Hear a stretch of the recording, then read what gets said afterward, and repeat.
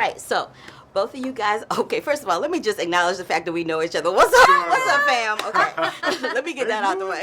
What? St. Louis, Broadway. Okay, so both of you guys are parents, and we live in a world where technology really controls how parents deal with their kids, right? So, and we grew up in a time where your parents knew where you were, they knew what you were doing, they knew who you were doing it with, and now with technology, that's become very challenging for parents. So how do both of you feel moving forward, feel about how technology may continue to impede the relationship between parents and kids? Somebody told me once that you give your child a phone and you lose your child. Have you heard this?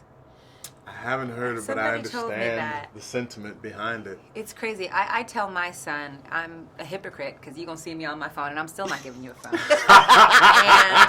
I'm not kidding.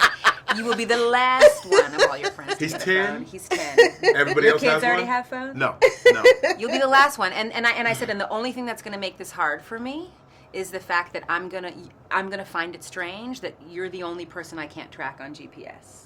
Right? That if you're away from me, I can't actually get through to you, and you're like my prized possession. So that's going to be the challenge. But in terms of this movie Waves and its ability to show, major dramatic things happening via social media and texting, and the way there's actually a reconciliation between the mother and the daughter over a text message, it actually shows the possibility of connection as well, and uses it dramatically in ways I don't think we've seen in film before. No, I would agree with that. Yeah. I would agree with that. Like my kids don't have phones. So I know they're little people. They don't need no phones. They got iPads and they get to use them intermittently, right? I think that we can't say it's an excuse for a lack of connection even once they get them. Yeah. Right? It just means there's a new challenge for us as parents to ensure that we connect with our children on a one-to-one basis.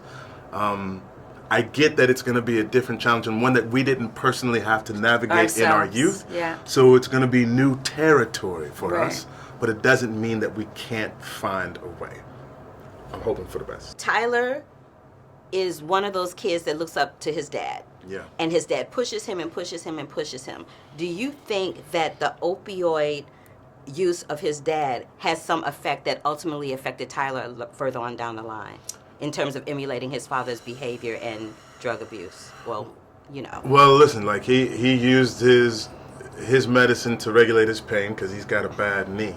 Right? It's kind of like when you see somebody do something and then you put your own spin on it and you take it further without any guidance, right? Like he just didn't ask for, didn't say, Dad, I'm in pain, I need something, because that would have been the first step, right? Like, I'm actually in pain, we should probably go to the doctor together.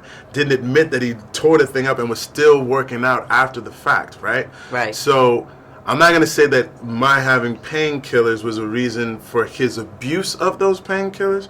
His mother also was an addict, and she wound up dying from a drug overdose.